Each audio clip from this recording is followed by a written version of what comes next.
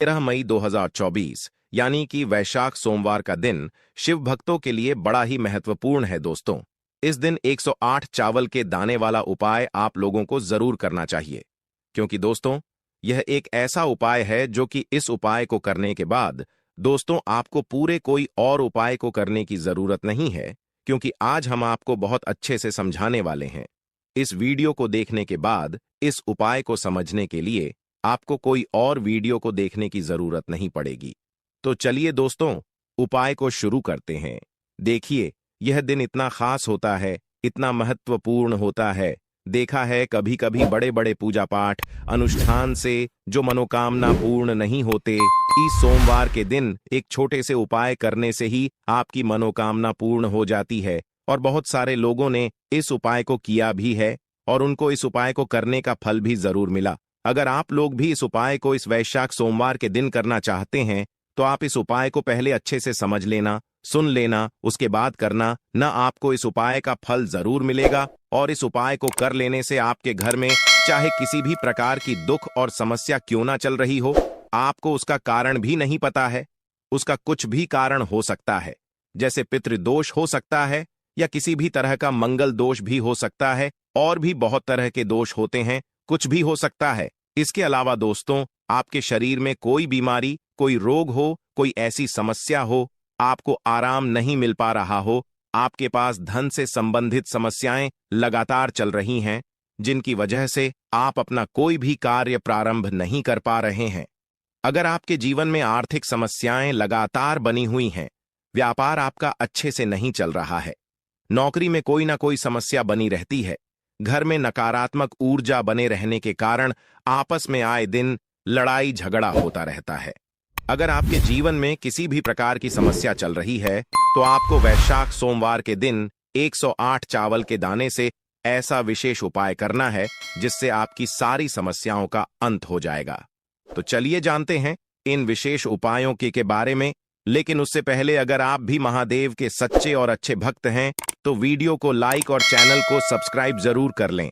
अब विशेष उपायों के बारे में जानेंगे जो आपके जीवन में धन प्राप्ति के लिए होंगे, जो आपकी बीमारी को, आपके रोग को समाप्त करने के लिए होंगे, जो आपके जीवन में चल रही दरिद्रता को समाप्त करके, संकटों को, समस्याओं को, कठिनाइयों को समाप्त करके व्यापार को बढ़ाने वाले उपाय होंगे, आपकी नौकरी में आ रही समस्याओं को समाप्त करने वाले उपाय होंगे और आपके जीवन में चल रही सारी परेशानियों को समाप्त करके सुख, समृद्धि तथा वैभव को बढ़ाने वाले उपाय होंगे। इनमें से जो भी उपाय आपकी समस्या के लिए हो, उस उपाय को आप जरूर करिएगा। देखिए, आप सभी जानते हैं कि सोमवार के दिन हम लोग जो भी उपाय बताएंगे वह आपको सिर्फ और सिर्फ सोमवार के दिन ही करना है।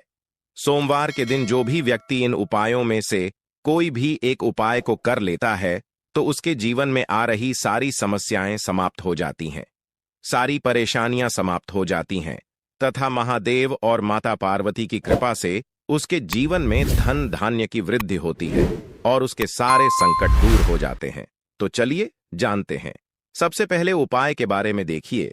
इस उपाय के लिए आपको सबसे पहले एक लोटा जल, तांबे के पात्र में आपको अपने किचन से एक लोटा जल ले लेना है।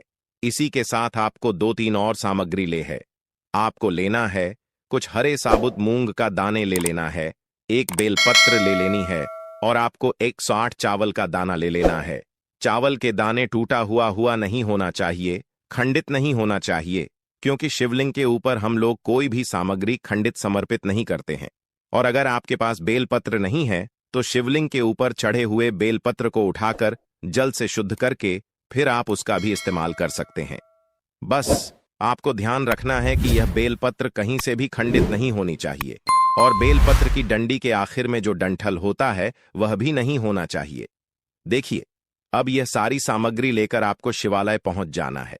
इस उपाय को अगर आप शाम को प्रदोष काल के समय में करेंगे तो आपके लिए सबसे अधिक लाभकारी होगा, क्योंकि सोमवार की शाम के समय साक्षात महादेव शिवलिंग में विराजमान होते हैं। लेकिन बहुत से ऐसे शिवालय होते हैं जिनमें शाम के समय में जल समर्पित करने नहीं दिया जाता है, तो ऐसे में लोग फिर पूरे दिन में किसी भी समय इस उपाय को कर सकते हैं।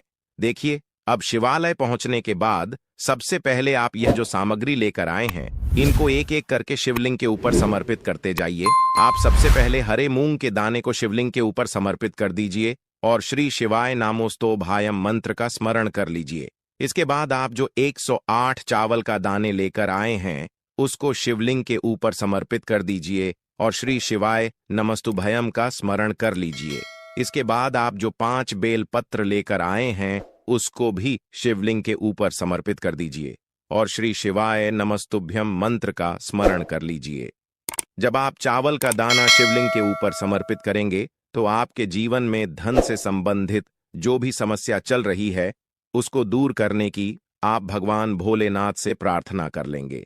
जब आप मूंग का दाना शिवलिंग के ऊपर समर्पित करेंगे, तो आपके व्यापार में जो समस्या चल रही है, उसको समाप्त करने की आप भगवान भोलेनाथ से प्रार्थना कर लेंगे। और जब आप बेलपत्र शिवलिंग के ऊपर समर्पित करेंगे, तो आपकी जो भी विशेष मनोकामना है, उसके लिए आप भगवान भोलेनाथ से प्रार्थना कर लेंगे। इन तीनों में से जो भी समस्या आपके जीवन में है, अगर आप अपने व्यापार से परेशान हैं, तो व्यापार के लिए भगवान भोलेनाथ से प्रार्थना कर लीजिए। धन प्राप्ति नहीं हो पा रहा, तो उसके लिए प्रार्थना कर लीजिए। या कोई विशेष मनोकामना है, तो उसके लिए प्रार्थना कर लीजिए। और फिर सबसे आखिर में आप जो 1 लोटा जल लेकर आए हैं, उसको धीरे धीरे शिवलिंग के ऊपर समर्पित करते जाइए तथा लगातार चंद्रमौली भोलेनाथ के नाम का स्मरण करते जाइए। जल समर्पित करने के बाद जलाधारी से जो जल नीचे गिर रहा है, उसको थोड़ा सा अपने हाथ में लेकर अपने शरीर के ऊपर छिड़काव कर लीजिए।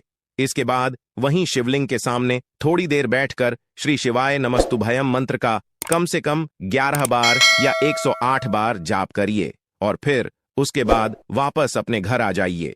सोमवार के दिन भोलेनाथ को प्रसन्न करने के लिए जो भी व्यक्ति इन 3 सामग्रियों को शिवलिंग के ऊपर समर्पित कर देता है, तो उससे भोले बाबा बहुत ही जल्द प्रसन्न हो जाते हैं और उसकी सारी मनोकामनाएं को परिपूर्ण कर देते हैं।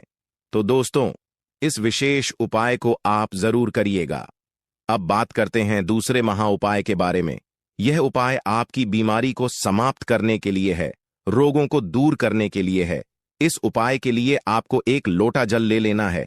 तांबे के पात्र में अपने किचन से जल ले लीजिए। इसी के साथ आपको लेना है थोड़ा सा शहद। आप चाहे तो आधे से भी आधा चम्मच ले सकते हैं। और फिर सबसे आखिर में आपको एक खाली पात्र ले लेना है, यानी एक छोटा सा गिलास ले लेना है या फिर एक छोटी सी कटोरी ले लेनी है। अब यह सारी सामग्री लेकर आपको शिवालय पहुंच जाना है। देखिए, यह उपाय भी आपको सोमवार के ही दिन करना है और सुबह करना चाहे तो सुबह ले या फिर शाम को करना चाहे तो शाम को कर लें। शिवालय पहुंचने के बाद सबसे पहले आप यह जो शहद लेकर आए हैं, इसको अपने दाहिने की अनामिका उंगली में लगाइए और इससे आप शिवलिंग में जो माता अशोक सुंदरी वाला स्थान जो होता है, वहां पर आपको ओम बना देना है और कुंदकेश्वर महादेव के नाम का स्मरण कर लेना है। फिर इसके बाद आप जो खाली पात्र लेकर आए हैं, उसको जलाधारी के नीचे लगा दीजिए। सबसे आखिर में आप जो 1 लोटा जल लेकर आए हैं, उसको धीरे धीरे शिवलिंग के ऊपर समर्पित करते जाइए तथा लगातार कुंदकेश्वर महादेव के नाम का स्मरण करते जाइए। देखिए, अब आपने जो जल समर्पित किया है, वह जल इसी ओम से होता हुआ नीचे जाएगा और आपके पात्र में भर जाएगा।